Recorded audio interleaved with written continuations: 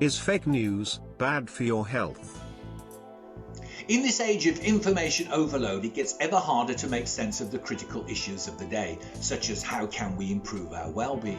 And to combat this overwhelm, we skim read, scan for keywords, and cherry pick the evidence. And we use trust as a way to filter out the noise. Now, we all have our trusty go-to sources of information and ones we reject, but it seems many of us have trust issues. In the UK, a major opinion poll about trust found that 2/3 of people worry that new technology will make it impossible to know if what we are seeing or hearing is real. I'm Gary Wood, author of The Psychology of Wellbeing, which uses self-reflection and storytelling to explore the relationship between trust, truth and wellness, and aims to answer the question, is fake news bad for our health? Early in the COVID crisis, the UK government came under pressure to publish the model used for its approach, and Dr. Richard Horton of The Lancet argued that this transparency is essential for understanding, cooperation and trust. But a lack of trust is not surprising when politicians openly decry expert knowledge or they denounce anything they disagree with as fake news. It's not a good sign when even the definition of fake is fake. Because in this post-truth age, feelings trump facts, or rather the choice of facts to explain the world is led by emotion. So if it feels right, then it's true enough. And this view of the world has got in the way of tackling the COVID pandemic. A lack of trust has led to conspiracy theories, suspicion and confusion between nations.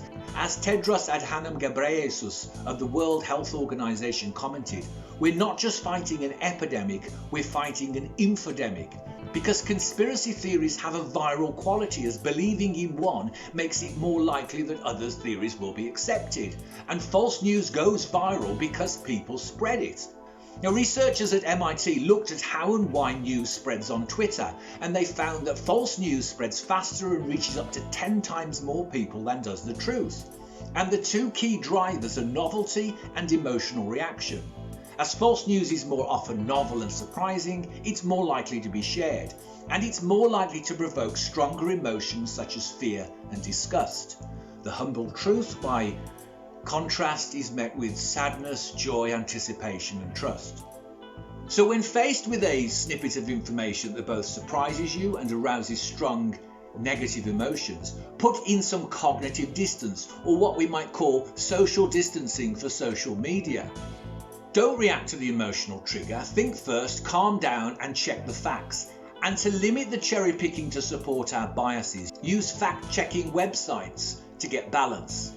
But is the climate of distrust really that bad for our health? Being less trusting might seem like a good survival strategy, but research shows that it can harm our physical and psychological health. It's linked to being more cynical, lacking social support, and being less willing to seek medical treatment.